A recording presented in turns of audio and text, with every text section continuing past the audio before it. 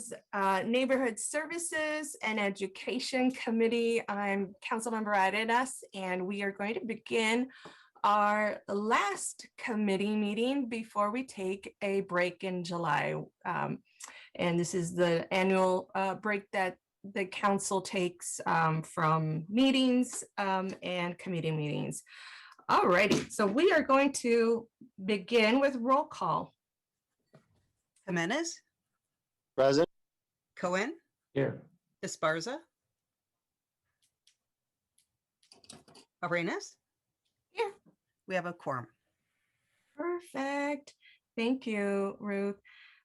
We are going to, seeing that there isn't anything on consent, we are going to go directly into reports to the committee. And this is item D1. And we're going to begin with the Police Athletic League status report. Thank you, Chair. John Cicerelli, Director, Parks, Recreation, Neighborhood Services. With me today, Shannon Heimer, our Division Manager in Parks Division, who's been working through the negotiations. She's just going to walk through a quick report, tell you where we are, where we're going, and what's new. Shannon? Good afternoon. I will share my screen now. Slideshow started. There we are. So thank you for having me here today. As the Parks Division Manager for Destinations, Events, and Sports, I'm pleased to be here to provide an update on PAL, the Police Activities League. I'll provide some information on recent changes and updates on the improved partnership and future potential. As recommended in the 2018 audit, PRNS and SJPD re-examined the city's relationship with PAL and held partnership discussions, eventually presenting 3 potential operating models to this committee in February 2020. Staff recommended and the committee supported a model of joint operation of the facility. In January 2021, PRNS recommended that the City Council approved guiding principles for a new partnership agreement with the PAL board. Recognizing the economic uncertainty and resource needs the city faces in the years ahead, under the joint operating model, PAL serves as a program operator and fundraiser and connects to the community through outreach and donor relations. PAL also conducts daily facility and field maintenance. PRNS serves as the contract manager and provides staff support for PAL board development. PRNS also provides program development and coordinates with PAL to perform limited daily field maintenance and manage major capital projects. SJPD supports PAL activities with officers at programs and events, and PRNS and SJPD both hold seats on PAL's board. A key factor to PAL's future success will be the ability to engage with local youth as well as to engage donors in PAL activities. In an effort to communicate more effectively, PAL is developing a communications plan that updates their website, social media, and other key methods for outreaching to the community. This will be outlined in the strategic business plan PAL is currently developing. Additionally, PAL board development plans are being established, including hiring of a paid executive director, recruitment of additional board members, and ensuring the board reflects the community it serves. These plans, as well as metrics and timelines to demonstrate progress towards PAL's primary responsibilities, are being finalized and incorporated into the contract. PRNS will support board development efforts with one-time funding of $50,000 for the next fiscal year. As COVID restrictions have lifted, PAL has been able to bring back team practices and now games. Taekwondo and a mentoring program were held during COVID closures, and as the county continues to reopen, PAL will restart programming league and tournament use of the stadium's fields, operating boxing and gym programs, operating concessions, partnering with other groups to offer mentoring programs, dance classes, and other activities. PRNS staff will work with PAL to help develop facility programming, as well as to hold community events. Contract development is near completion. Agreements on specifics for facility and field maintenance have recently been finalized, and documents outlining the agreement, milestones, and methods of facilitating capital projects are being edited for inclusion in the contract. On an annual basis, PRNS and PAL will discuss and agree upon performance targets, including revenues and expenses, fundraising, and youth participation in PAL programs, which PAL will need to report on regularly, along with financial status to demonstrate its performance. These guidelines and the expectations for all parties are being included in the contract that is currently being negotiated. The contract is expected to be completed and implemented by the end of August. Over the next year, PRNS and PAL expect the contract to be completed and approved, and the work to achieve a successful joint operational partnership to continue in earnest. Along with the many tasks involved in maintaining, operating, and expanding programming, continued board development and planning, PRNS is working on a major field renovation of the PAL Stadium, converting turf to synthetic surfacing. PRNS is also planning for a master plan development process of PAL in the next fiscal year. The PAL board is working on a grant application that, if awarded, would bring in a significant contribution towards the turf renovation. The partnership development with the PAL board has been a highlight of my work for over the past year. My unit of the Parks Division is directly responsible for PAL maintenance, programming, and support, and we are excited about how discussions are developing into tangible programs that will benefit the youth PAL serves. Thank you for the time and allowing me the opportunity to present this partnership. I'm available for questions. Perfect. Thank you. Oops, not sure where I went. Thank you for this wonderful presentation. And I'm going to go to our community, see if we have any comments. And I think it's Christine Slitter. Go ahead and mute yourself and begin your public comment. Connie, I'm actually here for Grace. I'm sorry? I'm actually here to participate with Grace. Also, Saying Councilor, I think Grace that's item Community 3. Center. Yeah, I think that's probably the Third item. services. Oh, third item.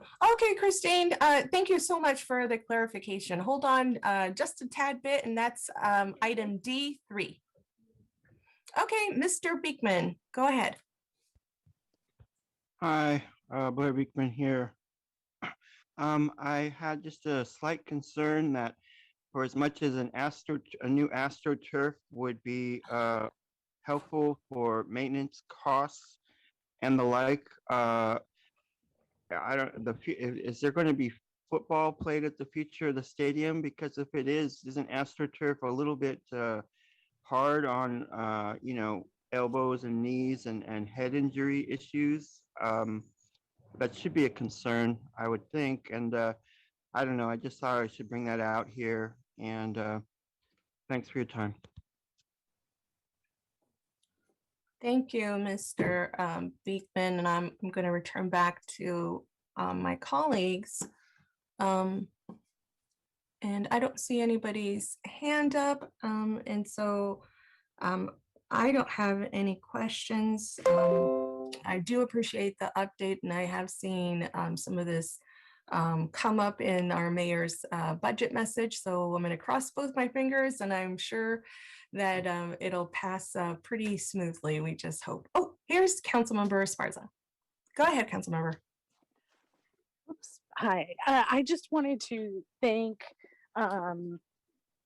everybody for working so hard to make this happen. It's been a tremendous amount of work, and there's more to come, particularly with building the infrastructure with the PAL board. And I'd really like to give a special thank you to Shannon, who is taking this across, has worked with the PAL board to get this across the finish line. So thank you very much. Awesome. Thank you, Shannon, and thank you all of the team who have worked behind the scenes. Okay, do I have, I don't need a motion for this, correct, Karen? I'm sorry. Yes, you do need a motion. Oh, okay. I'll move to approve. Second. Accept. Wonderful. Thank you, Councilmember. Okay, Ruth or Gina, if you can call. Jimenez, Yes. Cohen, Aye. Esparza, Yes. Arenas. Yes. Thank you.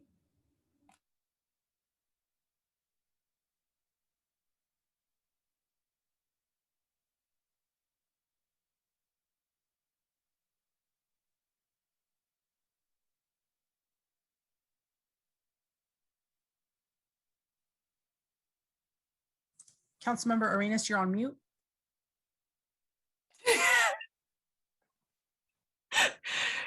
nobody was giving me any like, "We can't hear you," or okay.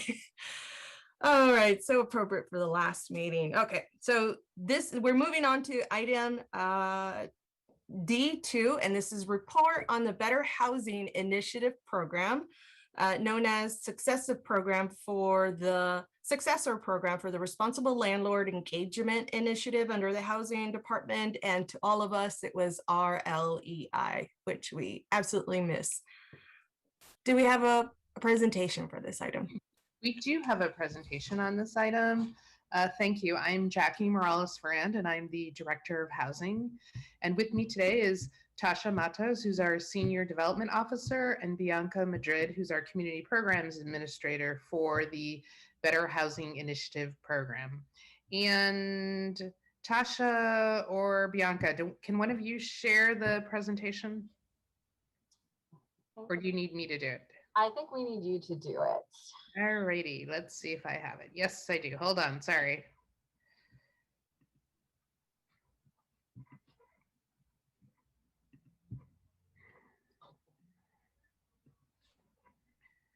So I can say to myself, next slide, because, and so I just wanted to give the background very briefly. So as the chair has already stated, this is what we used to know as the Responsible Landlord, let's just say RLEI for short.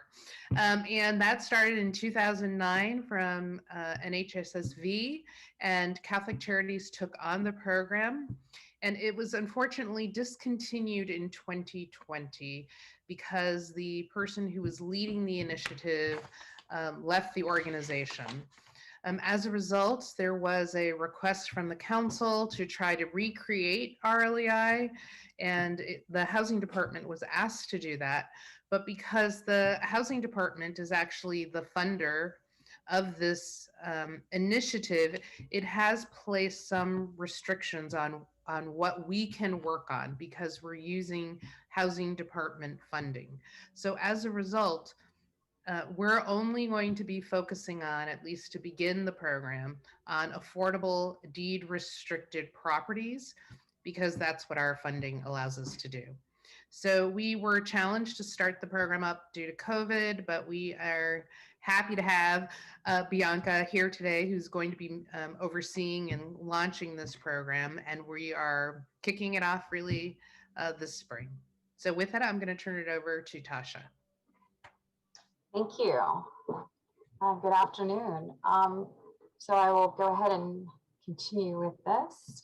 Understanding that we have those restrictions, as Jackie stated, and understanding the value of the work that our LEI program provided to the community and to partner agencies alike, we prioritized maintaining similar components of the RLI program into our new program model. However, considering that our resources and scope of work differ, we had to reassess our approach and the direction of this new program vision to align the vision to engage tenants, property owners, and other stakeholders in collaborative communication and strengthen partnership. We needed to develop a new program structure by initially assessing the program resources, developing a new program model, identifying targeted affordable housing properties, implementing pilot projects at targeted sites. Also in the report, you'll see that we have updates from staff research regarding the Better Housing Initiative proposed framework and priority strategies outlined in the department's selected target priorities to work with during the pilot program's first year in operation. Next slide, please. Jackie. Next, please. Thanks. The new community program, the Better Housing Initiative, is structured under the multifamily asset management team who oversees the affordable housing portfolio for the city of San Jose. One full-time staff member, the community programs administrator, who is Bianca Madrid, is dedicated to overseeing the program's service delivery framework and administering program activities. This includes engaging tenants, property owners, and other stakeholders in a collaborative communication and strengthened partnership, which is our vision. The community programs administrator will facilitate communication to identify on-site issues, guide collective work of seeking and monitoring solutions, support targeted strategies to mitigate the likelihood of reoccurring issues. The way we plan to implement this initiative is through an OKRs methodology. This is objectives and key results, OKR. It's a goal setting methodology driven by outcomes. Using OKRs encourages alignment, transparency, and accountability through measurable goals. Bianca will present an outline structure for these priority strategies and outcome goals or program goals, as well as a timeline for intended activities. Bianca? Hi, thank you so much. Hi, everyone. I'm Bianca Madrid. I'm the Community Programs Administrator. Appreciate the warm welcome. So as Tasha mentioned, we are going to be using the OKR framework to lead our efforts this year in our first pilot year. So with that said, you can see on the slide that there is an overview of the objectives that we'll be providing, and they align with our vision that the Better Housing Initiative will work to engage with tenants, property owners, and stakeholders to promote collaborative communication and strengthen partnership, whether that be it existing or new opportunities to bridge relationships. With this purpose in mind, the department has identified 3 core areas of service as top line objectives, and you see them abbreviated on this slide, but I'd like to also share with you how we've framed them a little bit more detailed. So in the spirit of engaging stakeholders, one of our main objectives will be to support the effective management of target properties to maximize tenant engagement and quality of on-site service delivery. Secondly, in the spirit of collaborative communication, we'll be working to facilitate communication to support an integrated multidisciplinary service approach to align efforts for increased on-site collaborative resources. And thirdly, in the spirit of strategizing solutions, we'll be working to effectively inventory and assess target properties' social and physical conditions and work to develop strategies to improve identified areas of opportunity. So in the next slide, please, I'm going to walk you guys through our key results, which are actually the measurements of how we're going to monitor administering activities that align with these objectives. So you'll see here with the objectives in mind that we just saw on the previous slide, and they're carried over here, we're using them as our guide for activities in this year's reporting cycle. And you'll see that there's a timeline on the left side of the screen for objectives. These are what we've identified so far in our preliminary research and from what we know at this time. So we'll be working to align various activities known as key results in the scope of these objectives. And the key results that we're sharing today are what we've formulated to work on over a range of time the key results operate on a shorter cycle. So you'll see that the timeline there is represented as 3 to 9 months. And some of that includes, so in the spirit of engaging stakeholders, we intend to create a pre and post property survey. And part of creating that, we intend to conduct it at the sites that we'll be working at. And as a result of conducting that survey, prioritizing key insights from the feedback that we receive to continue to guide additional activities under the spirit of this objective. And likely will actually drive additional activities under other objectives. As for our second objective, collaborative communication, you'll see that we are working, we'd like to work to develop a collaborative partner work plan to include stakeholders such as the property owners or property managers, tenants, neighborhood groups that are related to that property. So that's something that we envision under this goal. Another activity under this objective, identify and support efforts to assemble potential partnerships. So assessing, what is existing there or where there's opportunity to bridge more relationships, bringing in maybe community-based organizations or possibly strengthening the relationship with city services. There's a lot of room there in that key result. And then third, supporting working meetings to advance efforts toward improved communication. Moving over to strategizing solutions, Another key result that we want to work toward is developing an assessment tool to inventory social and physical conditions of these properties. Part of that will include scaling and administering the assessment. So administering it at these pilot project sites and then trying to assess how to take it to scale if it's something that we wanted to duplicate after this reporting cycle. And lastly, monitoring the continuity of improvement commitments. So engaging with the stakeholders that are agreeing to these improvements and trying to find ways to engage and monitor how those efforts can continue on beyond, the kind of focused initial assessment. So these key results will be used as our metrics, which, as I mentioned, are intended to lead the direction of all of our program activities for the Better Housing Initiative. And this is what we're working on for this sprint cycle. And with that, I'll pass it on to Tasha. Thank you, Bianca. So here we have the current targeted properties. They are located in different city council districts, as you can see, according to the slide. They comprise of an assortment of different physical and social challenges. Each property will require a multidisciplinary approach to assist in seeking collaborative working solutions. Both Valley Palms and Foxdale Village Apartments, they are owned by KDF, which is one of our developers in the city of San Jose. And they have a history of challenges within these two communities. The Valley Palms community is considerably more organized and engaged with the county, nonprofit, and community group partners, whereas Foxdale Village is a leading candidate for a more coordinated support.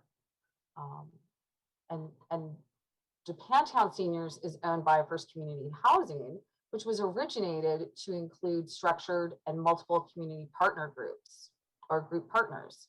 Despite the existing collaborative structure, there are unique challenges at the site which we would like to engage with to facilitate solutions and offer support. Next slide, please.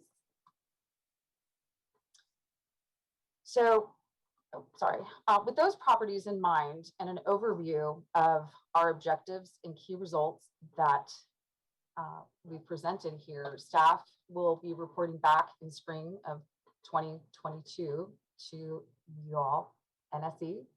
And in the next presentation, we hope to provide a status updating regarding the progress of the Better Housing Initiative's activities and projects. We hope to include and hope to show you that this framework was formulated and works to serve the program's purpose. Thank you. Next. And that is it for our presentation.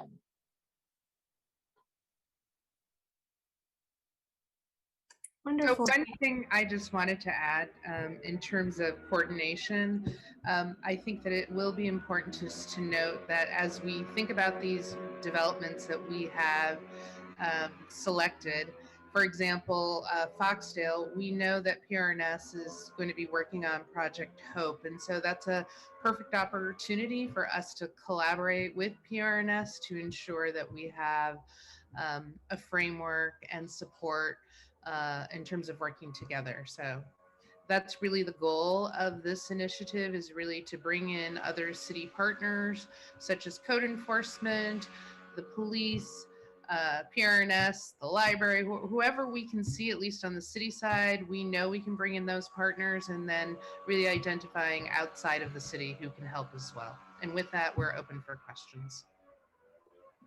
Thank you, Jackie. That reminds me of the program structure of Project Crackdown, which is now Project Hope. And that's how it initially was established, with this huge collaboration of code enforcement, with housing, with a lot of community organizations. So I'm glad that we're turning back to something that we know that has worked in the past. So let me take a look and see what we have for public comment. We have Mr. Beekman.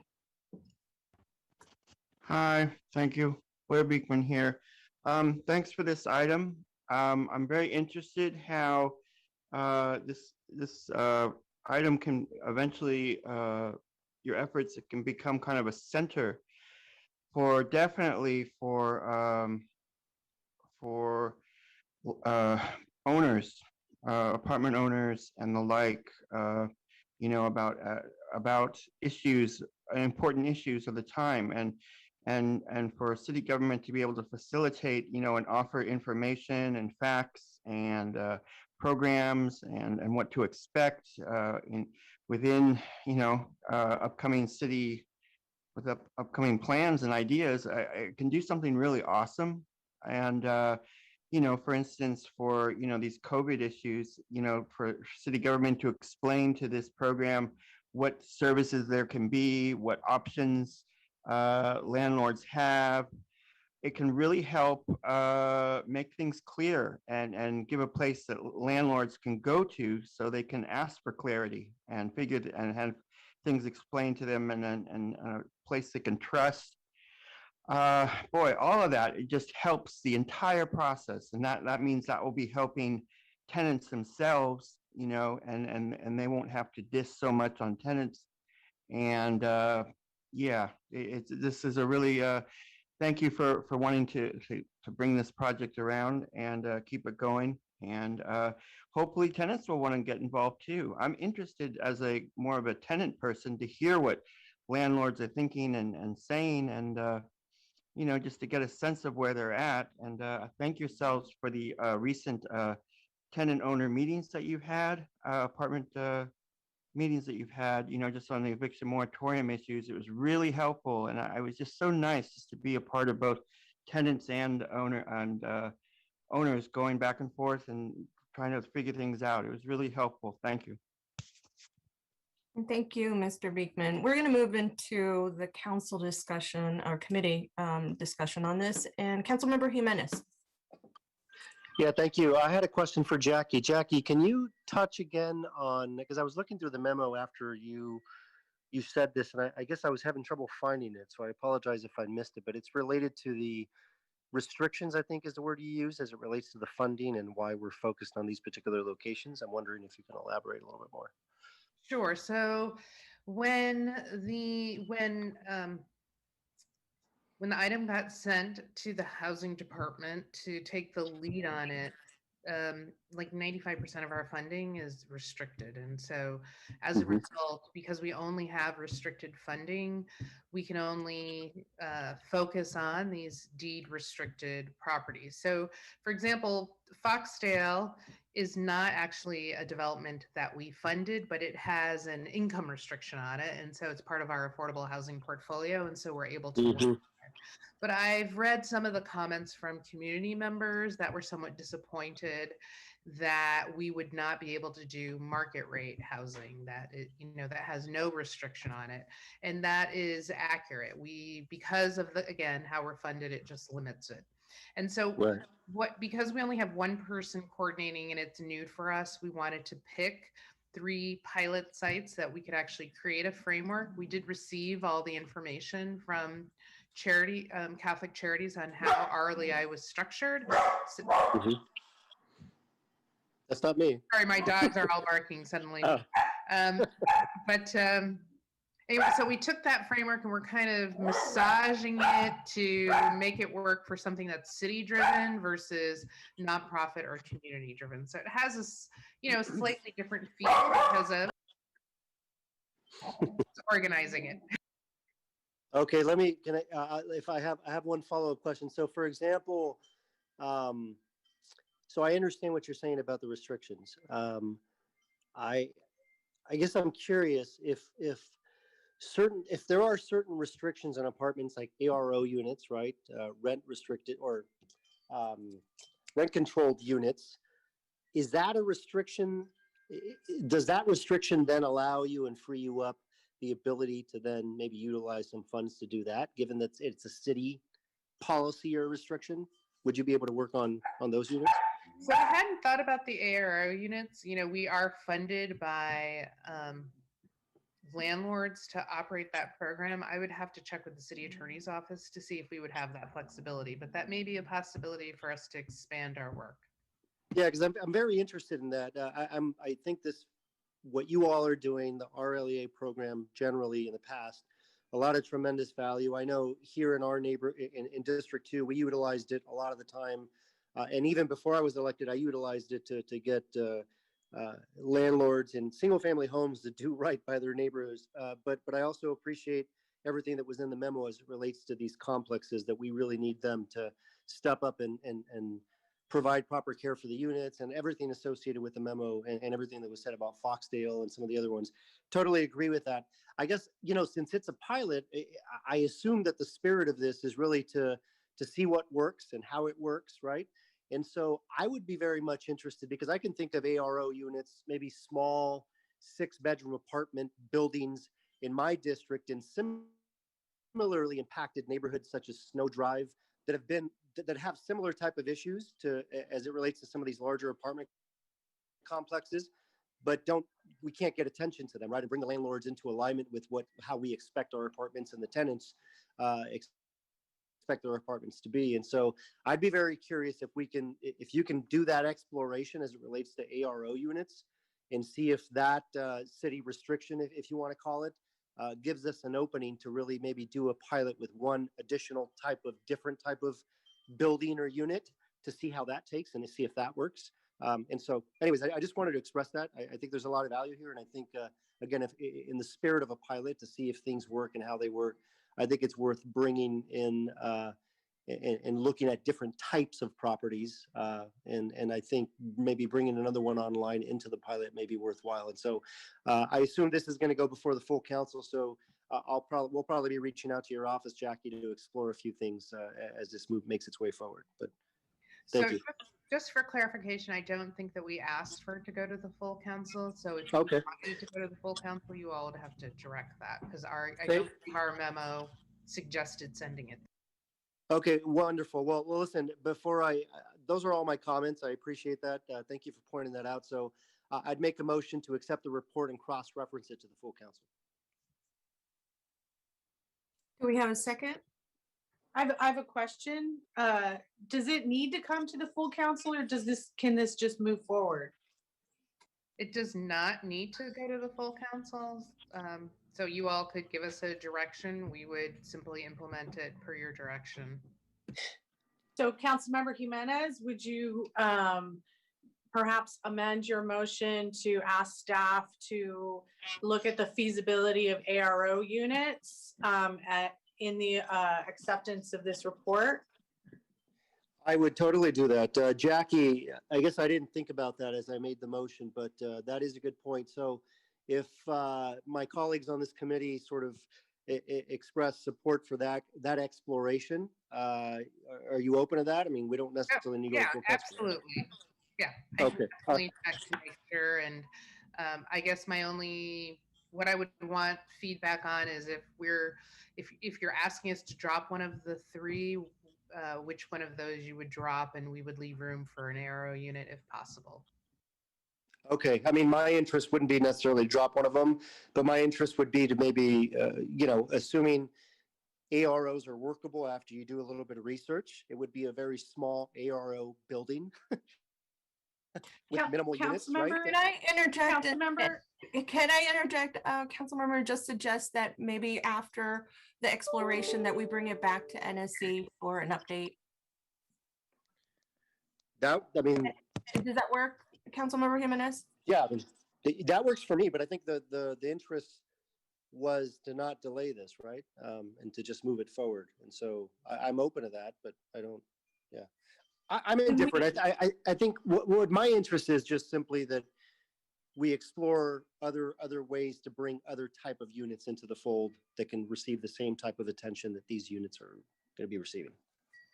That's really it. So if Jackie, if you think that's worthwhile and that's not going to delay things, I'd be happy for it to come back to the committee. Sure. I guess why don't we hear those other comments, and then we'll, as I'll absorb and figure out, timing of when to come back. All right. Okay, Councilmember, thank you, Councilmember Jimenez. Councilmember Cohen. Yeah, thank you. And thank you, staff, for the presentation. I want to go back to the sort of early part where we talked about the transition from RLEI to this new plan. Ask a few questions about what was happening as RLEI ended. I understand it stopped last year, and I had understood that there was some redirection of resources due to COVID and prioritization at Catholic Charities that stopped it. Is that a correct assessment? No, actually, what the staff person commitment that he had, and it really was somewhat of an outlier for Catholic Charities to actually implement this program. You know, I was with NHSSV trying to find a home for RLEI, and it really took us quite a bit of convincing to get Catholic Charities even to accept this program.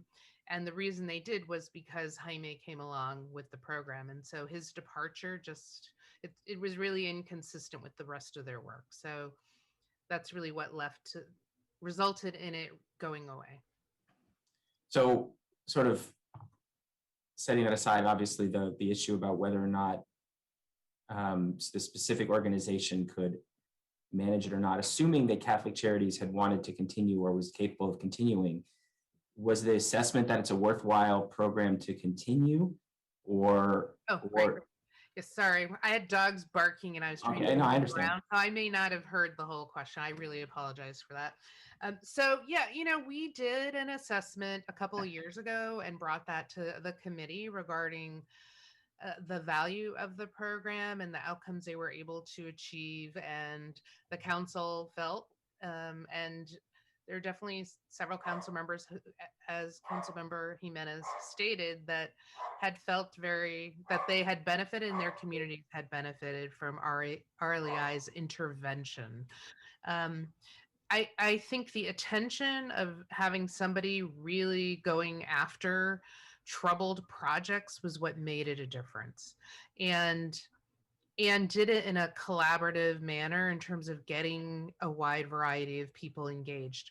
From my perspective, you know, that was the value of it. Sometimes I was challenged with it because going after a property often meant getting the tenant evicted versus providing services to the tenant who might have had multiple issues. But you know, we tried to work with RLEI on those issues to ensure that if it were the tenants who are creating problems, like how do we help tenants to be more successful or bring in interventions for those tenants so that they can be successful. But I think the whole point of we really need to do something with troubled properties more proactively. That's really what this initiative is about, at the heart of it. Right. And what I'm hearing from the neighborhood association, at least one neighborhood association in our district who called on this program quite heavily and has used it in multiple cases, is that there was quite a value that they found in having this resource available to them when there were troubled properties in their neighborhood. I also know that that's been true in other districts, not just District 4.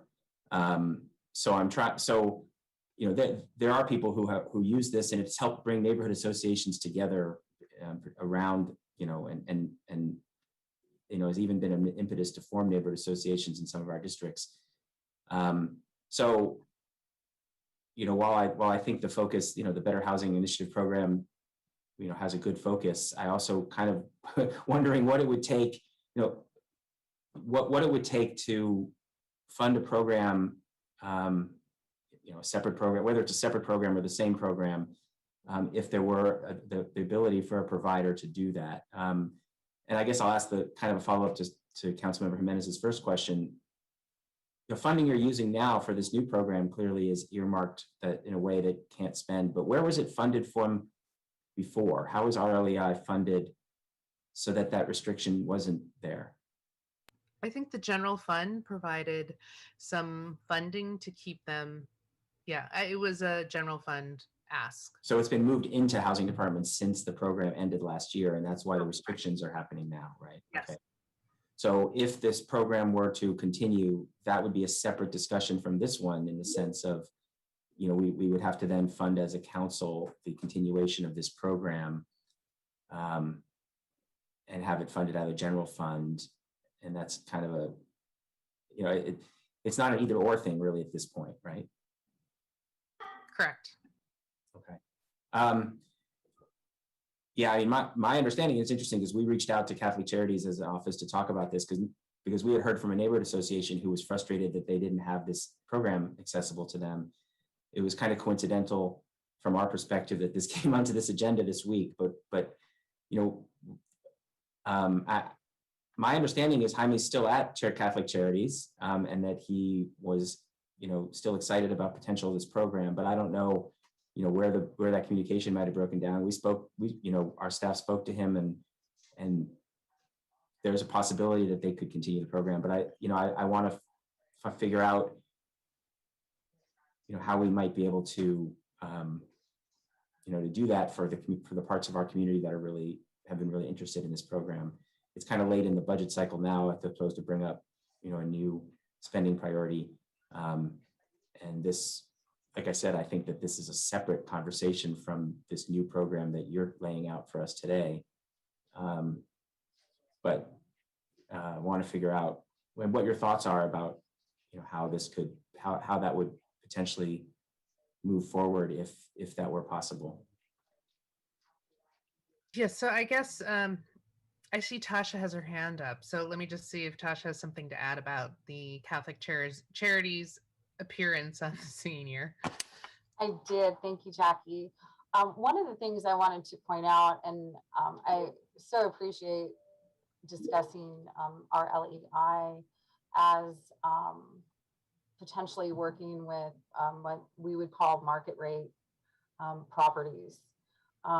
This memo really is focused on the affordable side, and the reason due to the funding, et cetera, it's not only advantageous for us to focus on these 3 properties right now, it's because they're affordable and they're deed restricted properties, we have a little bit more leverage in making changes socially, operationally. We understand how the documents are written, that we have some of these properties we have gap lending with, we have partnerships with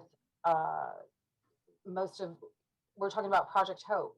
We are already in partnership with them. We have partnerships with the county. So we've already have established groups. Some of these other properties that maybe you're referring to would probably need to take a deeper dive, which is something that RELI was able to do and kind of start from the beginning to the end. And if you can look into the flow chart, I believe it's included in the memo, they have a multi-step process. This process, which we're discussing today, is very simple.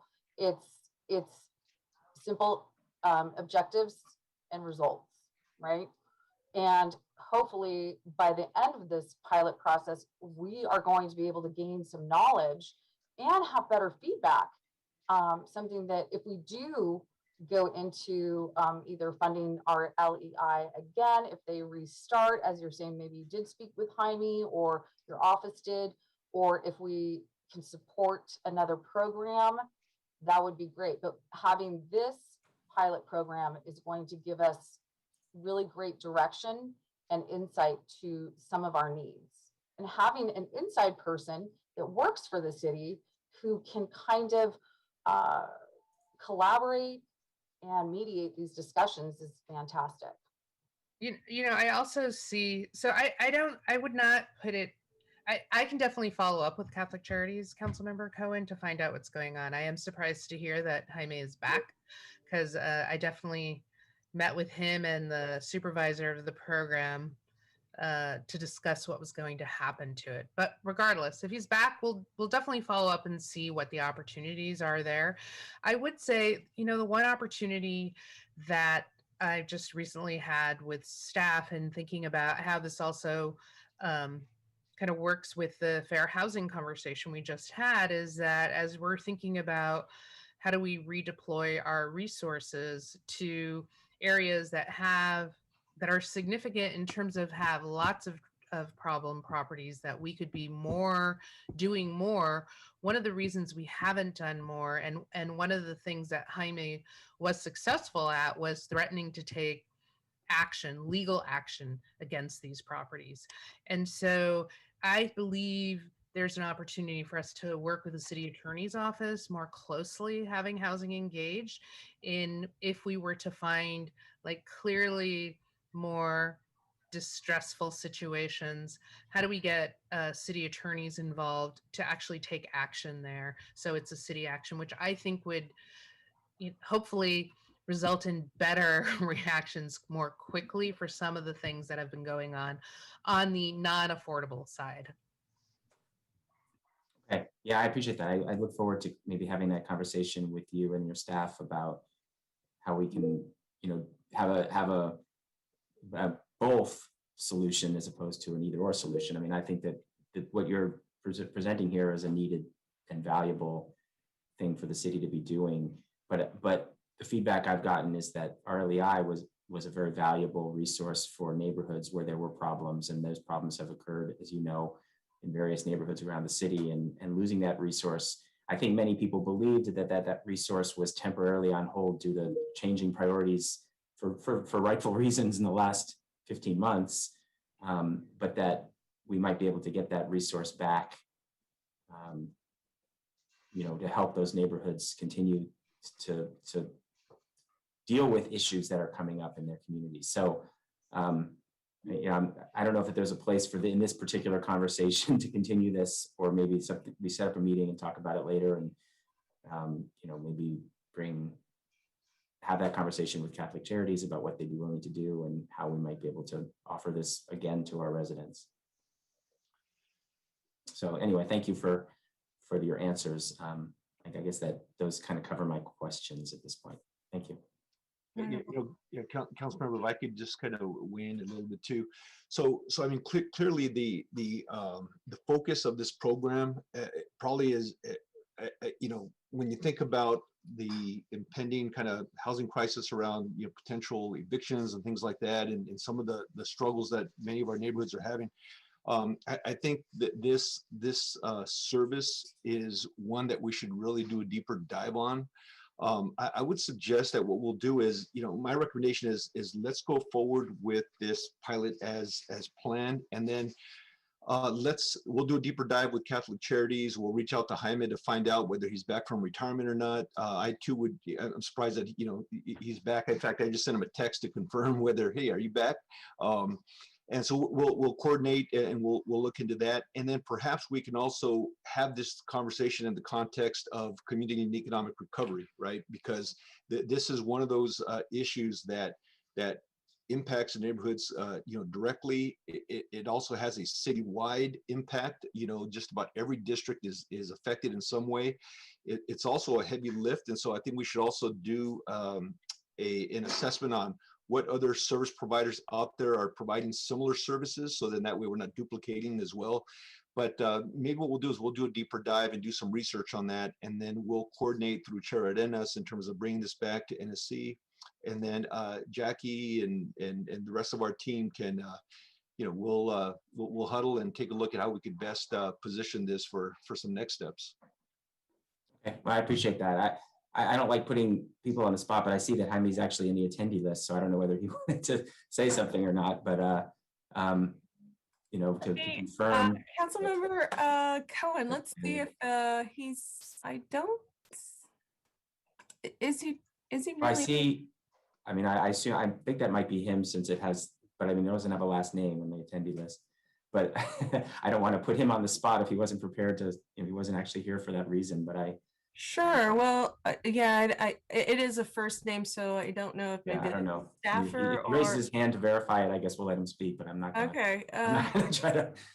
All right. Well, if it's Jaime Angulo, and you're there's a hand.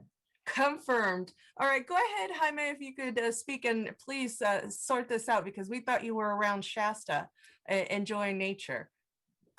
Well, it's a story that is quite interesting, because I was really, and Jackie's right, I was really thinking about retirement, but when COVID hit, I never went away, because Catholic Charities needed so much support for the rental assistance program, and I was dragged back into it.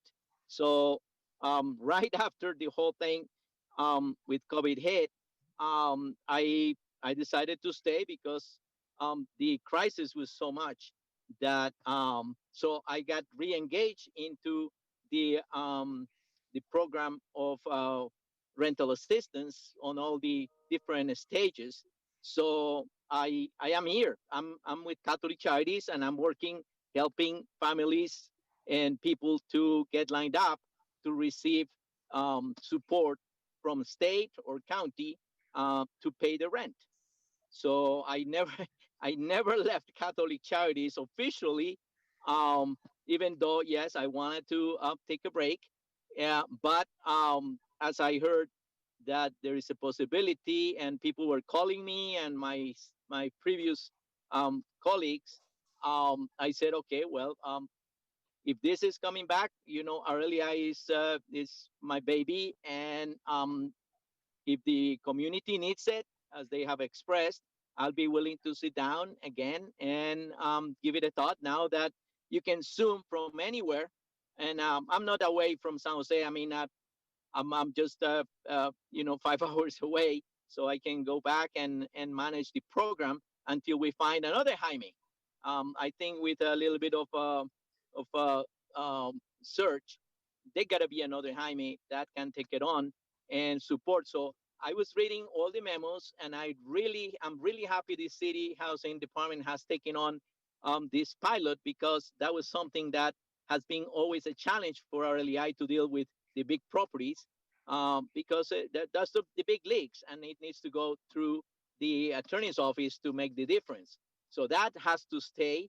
But the residential part and the small apartment buildings, that was something when our LEI really made the dent, because we use the small claims court as part of the push to get them to put attention to their properties, especially also the small renters, the small landlords who rent houses that they don't put attention, and we call them the negligent absentee landlords. So yes, I'm available, and I can go back and put up together something with Catholic Charities. I need to talk to our CEO, Greg Kepperle, and see how we can sit down and have the conversation again. Perfect. Well, thank you, Jaime, for clearing that up. And this could fall within that the direction that Councilmember Jimenez has already provided, Jackie, in exploring other options or exploring original option of our LEI. I don't know what that would mean in terms of it being under housing, because I know that one of the elements that worked was that the time and commitment from a nonprofit such as Catholic Charities was very crucial in making it as successful as it was and as beloved as it has been. So maybe in that final motion we can have some clarification. But Councilmember Cohen, is that the end of your comment? Yeah, that's it. Thank you. Perfect. Okay, Councilmember Esparza. Thank you. Couple of things. So first, on the discussion that we just had, I would love to see us looking at all of our housing providers and have the housing department come back with an assessment on what makes sense to be bring in-house, or how we could fund an existing provider that offers these services. I understand that our LEI offered other services that maybe some of our other providers didn't, such as the community aspect or the small claims court aspect of it. I'll tell you that a couple of the things that really appealed to me about what the housing department is bringing forward is really addressing some systemic issues that we have in our communities, and starting with this.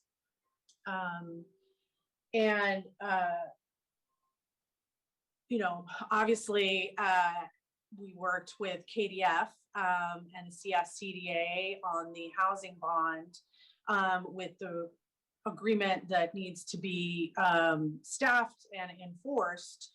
That was referenced in the memo. KDF owns Foxdale, and Jackie, they own other properties in San Jose, correct? They still own how many in Cadillac Winchester, which is also a Project Hope area? Yes, I'm going to turn it over to Tasha if she has the. Tasha has her might know spreadsheets. that list. Yeah. She has that detail, hopefully. I don't have it offhand, but there's at least 6 properties that are tax credit in the city of San Jose. And I'm trying to look it up really quick. They You're are right, in different council member districts. Esparza, they are located across the city. Yeah, and so, and I do believe, and I could be wrong because I've looked at Tasha's famous spreadsheets, and I believe there was more than one in Cadillac Winchester. I'll leave it with that.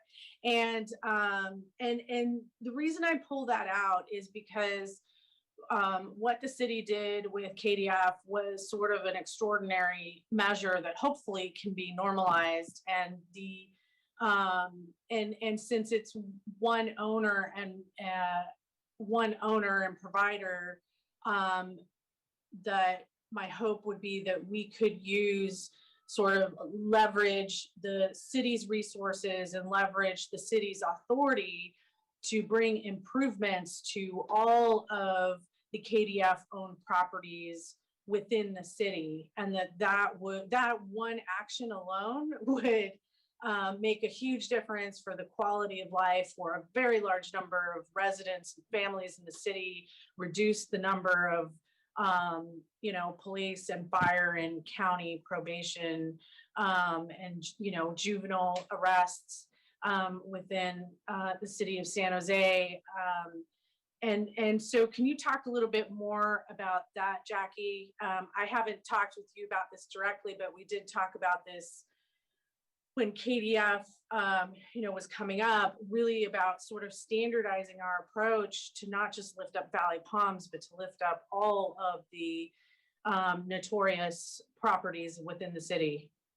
Yeah, so first of all, I just want to recognize, that effort would not have happened had it not been for your willingness to step in, Councilmember Esparza, to take a stand to say that KDF had to do something to address the conditions of their tenants. It really took that leadership, and completely appreciate that. And I do think it has set a new standard that allows us to build on the work that you created, and also demonstrating to other council members that by actually being engaged, how much of a difference it can make. So that was one of the reasons we decided to pick Foxdale as one of the next ones, because we understand Foxdale has had as many challenging conditions and that the property manager had not been responsive. So we're hoping, because we have the track record with KDF, that we can leverage that track record and that promise that KDF made to you all, council members, when they came forward. They said they would deal with all of their properties. So we're really trying to take advantage of that. And one of the things that I'm hoping is that after COVID-19 restrictions relax, we can have the meeting that they had committed to with all the council members that have properties in their district, to facilitate that meeting, to really do a jump start on really clamping down or getting a better sense of the conditions of all of their sites. But really, that's why we picked Foxdale, was to continue to use the experience that we had on the previous site, but also to better understand what, if any, refinancing is coming up with them as well. That would allow us further leverage. Thank you. And I know the owner flew out actually during the pandemic, or the CEO of KDF flew out during the pandemic last summer, and with his executive team, and they personally visited Foxdale and have brought out some of their other executive staff since. And again, my hope would be that by leveraging Valley Palms, moving forward to address the huge issues at Foxdale, some of which, they have moved a little bit, but really needs more, and that it can also bring on Cadillac Winchester to improve their properties there, which admittedly are not to the level of Foxdale, but again, that we use this as an opportunity to lift up all of those properties. It's a lot of folks who are, frankly, suffering. And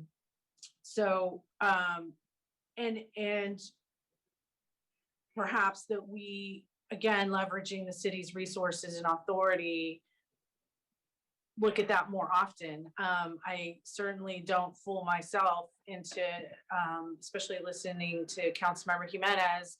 If you drive into Roundtable or some of the other neighborhoods in our city that have some large housing developments that could use that help. You know, I don't kid myself that KDF is the only one.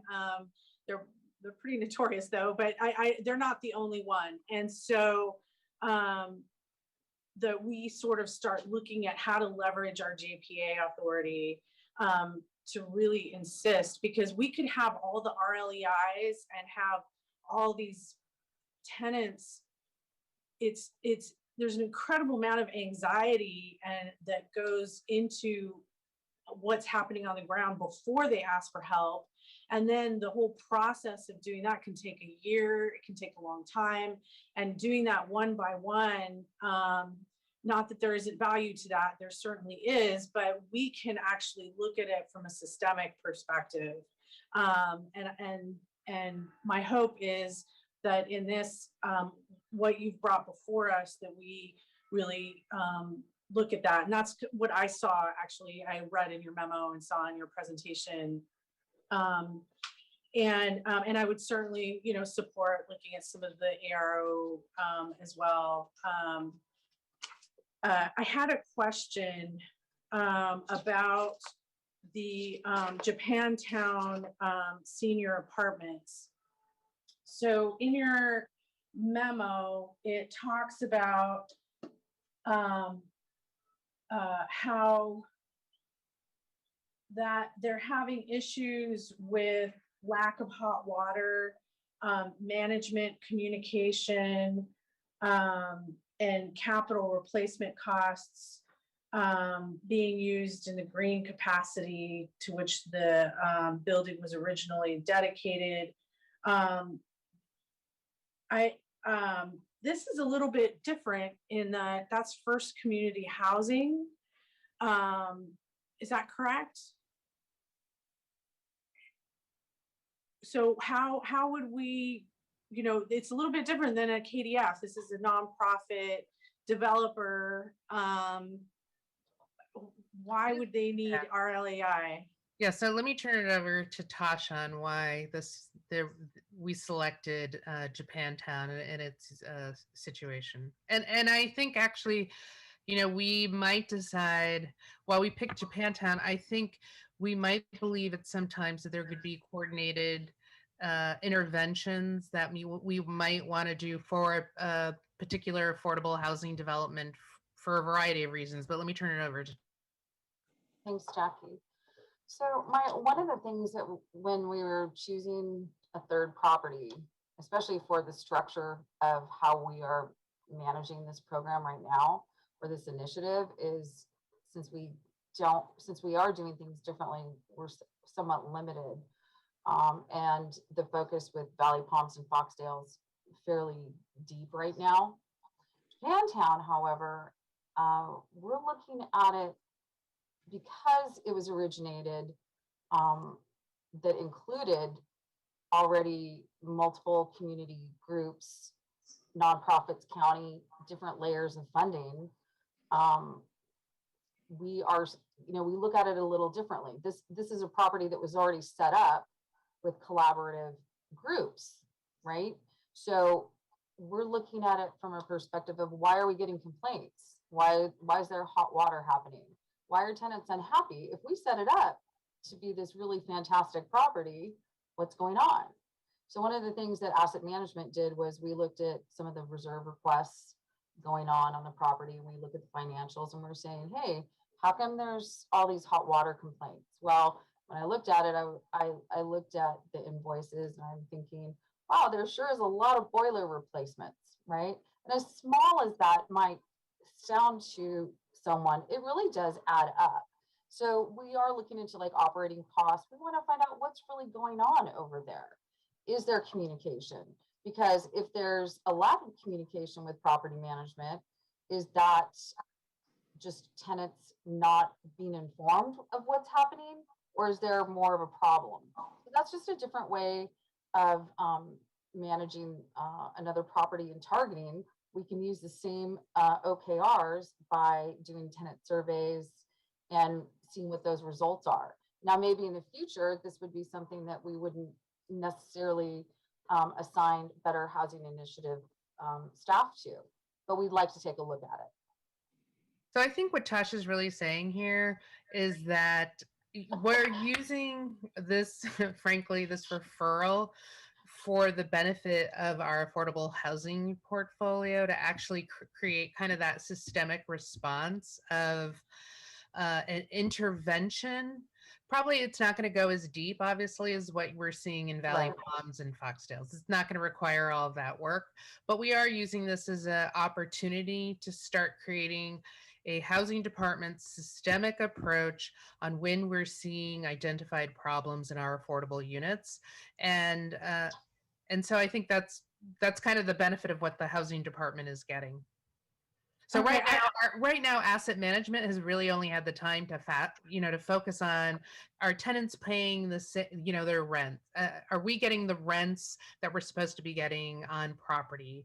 Are the buildings being maintained? But we do get complaints about affordable housing buildings, and we can get them on the permanent supportive housing side where we've had to do some interventions already. But we're really trying to create a framework and a staffing model that says, the reality is we do have problems. And so how do we ensure that we're fixing and repairing and addressing those as well? And are we taking that sort of same systemic approach, like that I just talked about with KDF, using them as an example? Would we take that same approach with First Community? And again, it's just an example, but to say, hey, this is an improvement that could be made at all of your properties. Absolutely. And we're doing it in two ways. One is it's an improvement that you could do in all of your properties. But then secondly, we will leverage in terms of addressing these problems we now have a performance part of our NOFAs that says we will not give you more funding if you are out of compliance with our asset management team. And frankly, that has been one of the strongest tools we've had to even in our affordable portfolio to get developers to listen to us. Okay, that's okay. I understand, and I know we've had to work on some concerns on other sites in my district, and so I understand where you're coming from, and I appreciate the systemic approach, right? To just not focus on one property. We certainly want to help that one property, but how do we make it better throughout? Okay. That helped me a lot. And with that, and one more question, sorry, going back to Valley Palms and Foxdale. One thing that those two properties have in common, because I'm looking at the community, community programs administrator, and the communication facilitation that's part of this program. Both of those properties are staffed and heavily supported by the county's NSU team.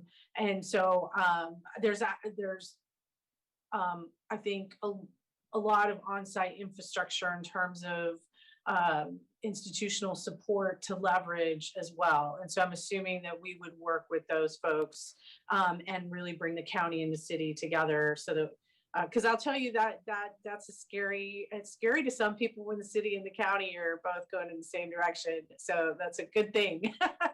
Yeah, so. No, that it's a huge opportunity for us when the county's already engaged in that in the buildings, and so we will absolutely leverage them. Okay, cool. Thank you. And then with that, I'd like to make a motion to have this come back. And when I'd like to include just Councilmember Sparta, we have the motion from Councilmember Jimenez. Do you recall? There was no second, and he said he'd come back and revisit it. Oh, you're right. There wasn't a second. Okay. Or to come back and revisit it. Do you want to? And so, Councilmember Jimenez, if you could make sure that I capture your intentions, that would be great. I'm listening. Okay, yeah. All right. So my question would be, when could this come back that includes the review of ARO, our ability to include ARO, and that looks at what Angel had mentioned earlier about looking at housing providers to see what other RLEI opportunities would be available to us? When could this come back? So if you could give me some latitude and just in your motion, say come back, you know, in this next, because I'm assuming you're going to want us to come back before the end of the year, and I think we could get those evaluations done, and because I'm sure it's the sooner versus later, but I just need a little more time to think through like what month we'll add ourselves to the agenda, but for sure we can come back before the end of the year.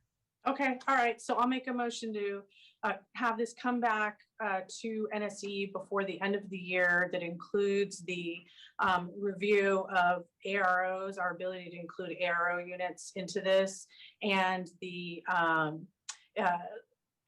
review of our existing housing providers to see how we could continue our LEI in this with the city-funded provider. Second. Perfect. Before we vote, I do have just a couple of comments. I know that Jackie, you're open for the ARO, and we had a discussion about how there's, I know because of the restriction on the funding, we can't do single family homes. We've been over that, and Councilmember Cohen brought that up earlier. But there's some parts of our district that have a lot of single family homes, but they're behaving like multifamily homes because there's so much overcrowding. And there's landlords who own like a whole block or, you know, multiple houses in a neighborhood.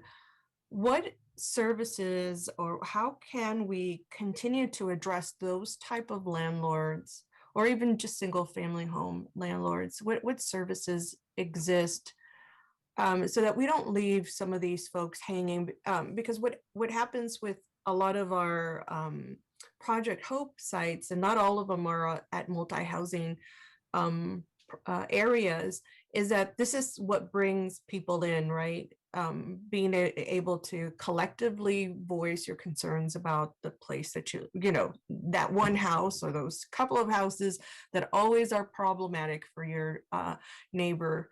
But you don't want to be the neighbor that's a lone wolf there. It's better when it's a unified voice. I guess outside of just code enforcement, that's the only thing I can think of. What else is there in terms of services that could join forces with Project Hope in kind of filling this spot for RLEI? Well, I think that's what I was thinking of when we do what Angel had suggested and what's part of Councilmember Esparza's motion is in terms of looking at what are the opportunities to find another entity that could fill in that particular void. But when we do our assessment of who's doing what when it comes to these types of buildings, that our intent is to return with the answers to some of those good questions. Okay, so I was under the impression that maybe that motion was just specific to multi-housing, but I'm glad to hear that it could expand to more than just that. And certainly this pandemic is creating a lot of difficult situations for our families that they have to put up with because they have no other alternative. And so I want to make sure that there's a pathway for those folks as well. Okay, I am absolutely supportive of this, the motion, and I'm very happy to see that Jaime is back. I don't know how you commute 5 hours, but some people do that for the love of our city and our residents and tenants, and so I'm happy to hear that. Okay, so can we call the vote here? Ruth, call roll. Jimenez, Yes. Cohen, Aye. Esparza, Yes. Arenas. Yes. Thank you. Perfect. And our last item, which is therapeutic programs and services report. This is item D3, and I believe we have a presentation. Yes, thank you, Councilmember Arenas. Before I turn it over to Jeremy Schaffner, Andrea Flores-Shelton I'm the Deputy Director of the new Community Services Division, but just wanted to take this opportunity before I turn it over to Jeremy, that therapeutics was one of the programs in the previous division that I managed. And I think for many of us, it's a program that doesn't get a lot of attention, but if you're familiar with it, you become very fond of it. This is a program that the City Council and PRNS leadership has held on to during very difficult times, because we serve and have served the most vulnerable communities within San Jose for decades. So the therapeutics program, well, it's in some of our community centers, and you'll know it best through our Grace Community Center at Northside. Therapeutics is known, and I've just become, again, so fond of everything from the incredible power soccer wheelchair, basketball wheelchair, soccer. It's just an incredible sight to watch those athletes perform, to the type of arts and crafts programs that we do with our community, from trauma-informed to our disability community, to our children and adults who are autistic. It is really a phenomenal program. So I just wanted to say that, because I have a lot of love for therapeutics and will not be able to manage it anymore, but it's in good hands with Jeremy Schaffner and the incoming Deputy Director, Maria De Leon. So Jeremy, take it away.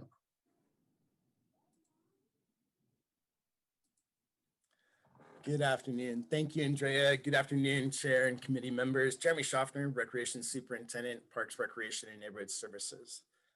As you are all aware, it's been a challenging year. While challenging, it has highlighted the creativity, passion, and dedication of our therapeutic services teams within PRNS. In the past year, we have successfully transitioned to a virtual program to continue engaging our residents in their need to continue enhanced independence, self-esteem, and social skills in a new but virtual environment.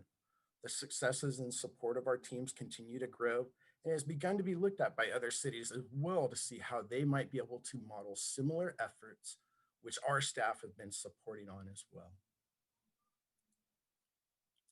As you can see from this slide, our therapeutics teams has been very busy.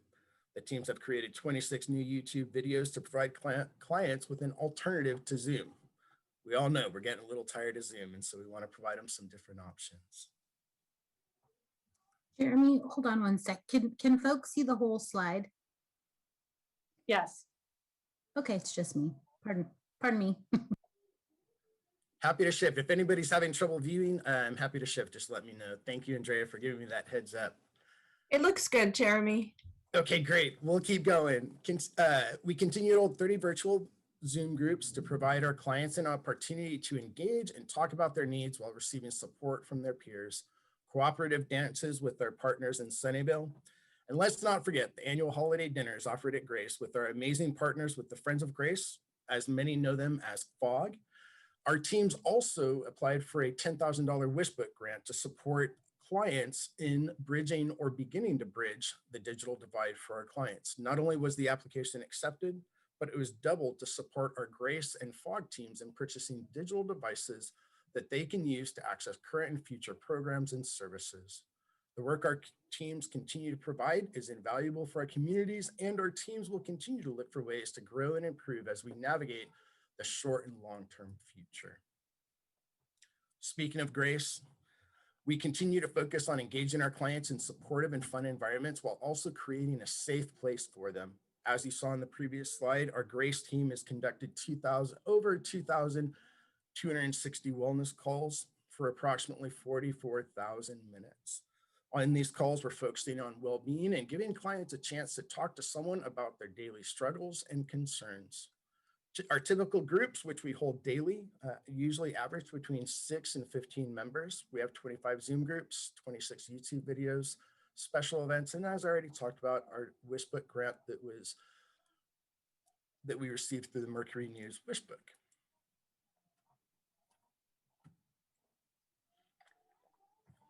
Another very valuable part of our therapeutics teams is our one and only All Access Sports and Recreation, also known as AASR. that has had the challenge of moving a recreation-based therapeutics program to a completely virtual environment. The ability to be active and recreate virtually was an absolute challenge, but the team met and developed fun activities, including cooking, arts, and exercise activities to keep our clients engaged.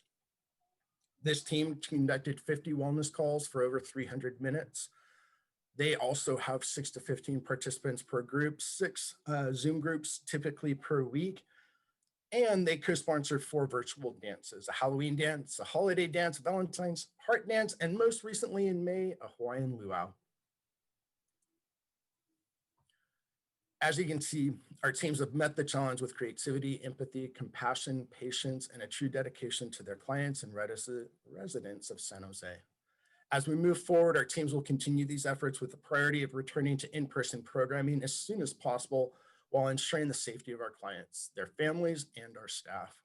We also look for ways to continue our online offering while returning to in-person to further our reach and support of some of our highest need community members. Current efforts include options to return in-person programming at Grace through groups with limited numbers of participants, but creating opportunities for clients to participate in a group session for mental health and wellness, along with recreation to support them getting active and physically fit. We're also looking at ways to activate the Roosevelt Roller Rink, which is one of our outdoor facilities, with partners in Power Soccer, Wheels on Fire, and Far West. This is in the preliminary stages, but we are excited at the opportunity to offer a brand new service as part of bringing back in-person programs in a new and creative way. This next slide is the one that I'm going to do my best to get through without choking up. These are some of the testimonials from our clients with Grace and our All Access team. I'll leave one of my favorites for last, but just to read a couple for you.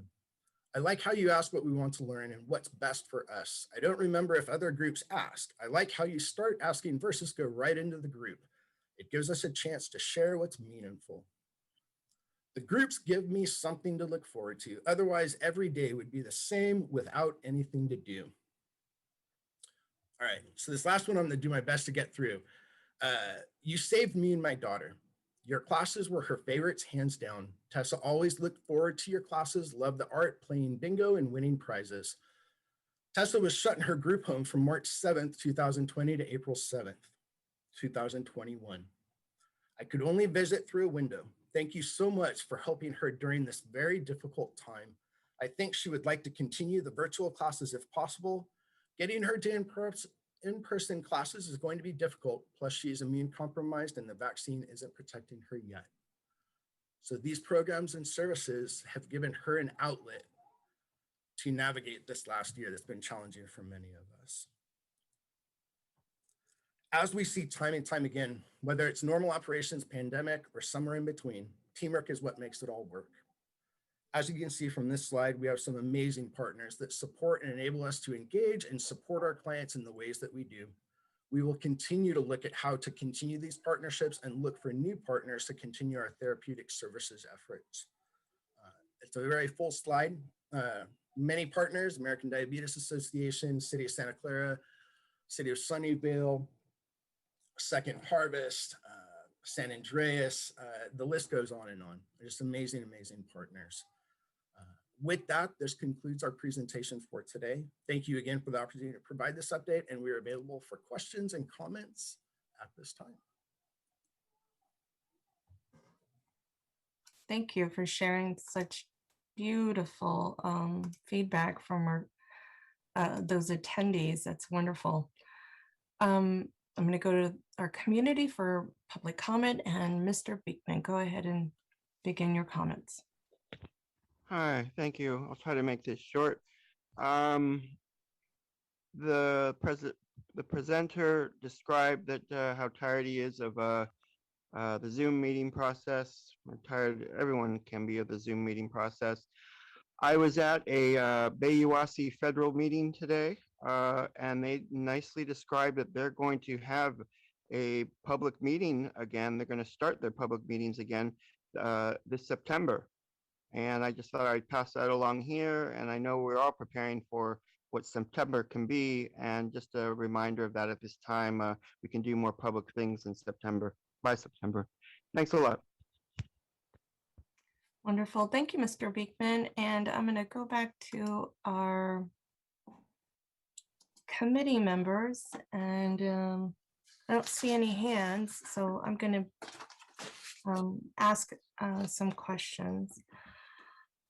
I loved your presentation and thought how wonderful to have these virtual events, including, I think, the cooking class. I mean, just the variety of classes are obviously very meaningful to those folks who sometimes find themselves homebound simply because of our pandemic and not because of their mobility. So thank you for being there for our community in this way. Which is this something that I'm wondering about? How do we get our folks referred into these programs? I believe I know that there's many referrals coming from San Andreas Regional Center.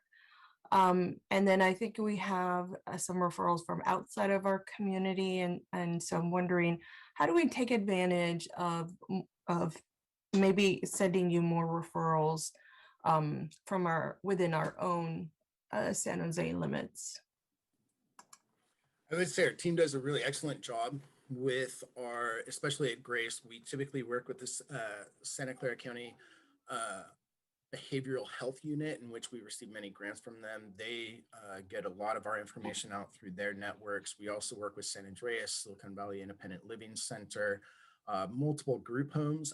And so we really rely on the word of mouth, also sending out information through those networks that they help us in distributing. For our therapeutics programs, we use a system called MailChimp. And what that does, it allows us to mail out flyers, brochures, other information to parents that they then help pass us along, in addition to utilizing social media.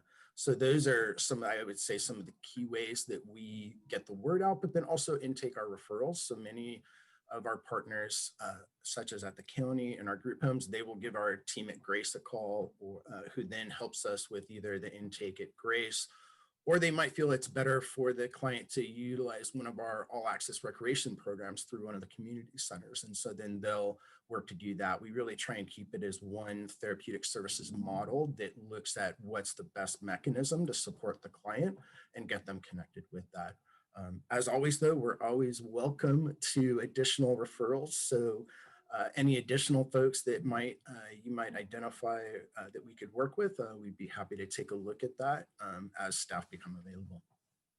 Wonderful. And yes, and it's part of it is an interest in maybe supporting some of those kiddos who find themselves maybe without another service because of cuts or what have you, that are in our impacted communities that we all know and have identified, but for audience sake, it's typically the zip codes out in the east side.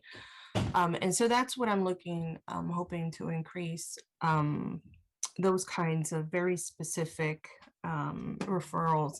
But before I just have one more comment or a question to ask. I believe Christine came back from our community. She had first raised her hand at a previous item. So I'm going to go back to our community for comments. And so Christine, go ahead and begin your comments.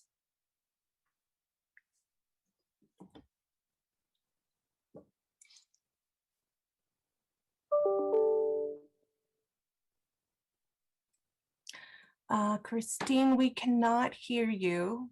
If you unmute yourself and begin comments, I know you have the most recent version because we heard you earlier. Can you hear me now? Oh yes, now we can. Okay, I'm sorry. I've been a Grace member for 4 years, and it's a very special place. And I just have to say that the love that comes through all of the people that work there is just amazing, and I can't say how grateful I am enough. I go to Zoom meetings. I'm not tired of them at all. I feel committed, like I show up, and it's a really good support system for all of us that are sheltering in place. I also think that it's a excellent model program. I'm also part of Momentum for mental health, and they typically had group meetings, but have not done anything with the pandemic, and they totally could have done Zoom programs. So I think it serves as a model for, I mean, it could potentially serve as a model for other places if it gets out there. The other thing I wanted to say is that I hope that Zoom will be able to go forward in the future for people who aren't able to get to the center, and also it helps with transportation for people who have transportation issues. I just can't say enough good things about everybody with the Grace Community Center and the Zoom. That's all. Thank you, Christine. That was wonderful. Really great to hear. And thank you for taking the time to call in. And now we have Kia Huyn. I apologize if I mispronounced your name. Yeah, my name is Kyumi. Huyn? Kyumi Hun, yes. Kyumi Yeah, Huyn. I have a question. This program is for, there's an age limit for the program, or how do we contact to the program? Because I have my son, he's autistic as well. And I've been with a member of the San Andreas Regional Center, but I never heard about this program before since this meeting until I attend this meeting. So I wonder how they do to like refer to the parent, because my son is too young for the program, or something like not age limit for that. So that is my question. Thank you. And Q, before you go, how old is your son? My son now is like 5 years and a half already, but he has been with San Andreas from like 16 months to 2 years old until he's sending to the preschool, like the special education preschool. But I haven't heard about this program before from them or from the hospital for anything. Well, I am so glad that you're hearing about it now, and I'm excited that we can connect you. Please stay on, and hopefully somebody from our PRNS, from our Parks and Rec department, can connect with you directly if they get your phone number from our city clerk, and if that's okay with you. Yeah, that's totally okay, and I'm glad that I'm here today. Perfect. So it was meant to be. So thank you so much. And you know, Jeremy, can you go over? And that was part of my next question. So I'm glad Q asked it for us, and that's about the age limits and that type of parameters for the program. But also, what is the limit? I heard you say, you know, you could expand the program if you have additional staffing. So what is the capacity currently? Thank you, Councilmember. Please, let's answer Q's question first, because that's the most important one. Yes, absolutely. Q, in regards to your question, yes, our programs would be able to accommodate those ages. We really try to engage all ages within our programs. And that's where, when we reach out, we work with our families, we identify what the best mechanism or best program would be to support their needs. It sounds like you would be best suited in our all access team programs, given that GRACE programs are a little bit more focused on our adult population. But we'd be happy to connect with you. So if you're able to, I don't know if there's ability to leave a comment in private chat or something where we could get your phone number. I'd be happy to, either myself or our team will follow up with you directly to be able to connect and get those resources to you. This is Tony Tabor, City Clerk. If she could just stay on at the end of the meeting, we can talk to her. So don't sign off. That would be great. This meeting is over. Thank you. Perfect. And so Q, please don't hang up. We will get to you at the end. So, okay, so I heard you just say it was most focused on adults. Jeremy, what is there an age range for adults? Just 18 and over, 90? Well, why do I end at 99, right? Where does it end? Well, we really don't have, I mean, if you look at it from an age limit, there isn't an age limit. Because we have multiple different opportunities that our therapeutics team will utilize to support our participants, right? We have our younger populations that would maybe do an all access program. We also have GRACE programs. Typically, they're going to run about 18 and over. And then that could include some of our senior population. There's many of our older adults that participate in programs at GRACE. But that they also participate in our senior program services within our hubs. And then GRACE offers a senior nutrition program at their site as well. So there's multiple different functions there that we do our best to engage all ages. We've also in the past looked at some opportunities for GRACE to support a younger clientele. And that was just prior to entering into the pandemic. So once we're through the pandemic, have an opportunity to collect ourselves, understand where programs are at and where we're going. That's something that we'll take a look at again. But obviously, I think we need to first get back to in-person programming, be able to get things back to the new normal where they were a little bit over a year ago, and then be able to see where we can grow from there. You also had the question of capacity. I'll jump right into that since this might be related to this component. As we all know, going into a virtual world, our capacity greatly increases. And so we've been able to broaden our reach. We've been able to engage many clients, as Christine brought up, that normally would not have come to our programs because of transportation, because of other access, or because they just didn't feel safe. But now they do feel safe because they're able to enter in a virtual environment. Most of our group programs are limited to about 15 people per class because that is limited to the counselor that's leading them and the staff member that's leading them. As we start to go back to in-person, we'll need to continue to evaluate that to see what we could look at as far as a hybrid option where we would be offering an in-person and potentially a virtual component. So I don't know if I really have an exact answer for you on capacity and that's because as we continue to transition back and look at that opportunity, I think the capacity will change based on that. And then we'll need to evaluate our staffing models, our resources, work with the county behavioral health grants and all of those items. So. Got it. Okay. Happy to update on that as we come back with future reports. Perfect. I know that it seems like it's a little bit up in the air. What I would love to do is learn how we can, one, support you and potentially help you with some of that outreach, although it sounds like you were able to increase your attendance to many of these classes. So it sounds like maybe that's already addressed, but on an ongoing basis, it'd be wonderful for our communities to learn about some of these resources. And some of our communities, even though we've all existed on Zoom for almost a year and a half, some people continue to resist and they like the in-person, right? And so they want to have like a personal invitation or see something as they're perusing through the mall or something.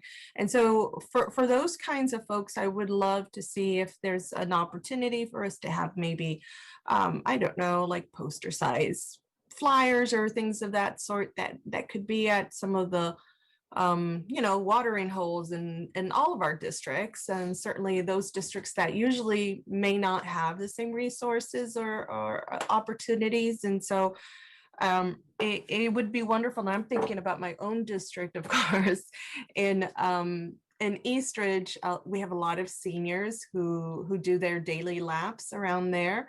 And then we just have a lot of folks just coming in because it's, protective of the heat, and there's like a wonderful AC system in there and lots of great food and stuff. So it would be a great place to announce it. But I'm sure that you are already doing a really great job. It sounds like you are very well connected with Santa Clara County Behavioral Health, and San Andreas Regional Center is the place, the referral source for a lot of these folks who come through the systems. And so I understand. I understand. So I'm really grateful that you were able to pivot. And I think it was Christine who said, you might be the model that others should take a look at. And maybe in this upcoming phase of your program, there is a bit of a hybrid. Who knows? There's some folks who might enjoy doing some things from home and then some things in person. So good luck to you as you figure out in this next phase. And for now, I'm just going to ask my colleagues to hopefully get a motion on the floor. Move to accept the report. And do we have a second? Bueller? Karen, can I second that, or is that Looks something? like Councilmember. I'll second. Okay. Okay, great. Thank you, Councilmember Jimenez. You came in for the rescue. All right, let's call the roll for this vote. Jimenez, Yes. Cohen, Aye. Esparza, Arenas. Yes. Thank you. Wonderful. Okay, so we find ourselves at the end of this meeting. We are, yep, we are in open forum. So I'm going to go to our community, see if there's any comments that you would like to make of items that were not on our agenda. Go ahead, Mr. Beekman. Hi, thank you. Blair Beekman here. Thanks for a really good meeting today. I wanted to ask or mention that there's an upcoming National Night Out coming up, and I hope it can be a time that we can better start to consider ideas of reimagine and equity, and that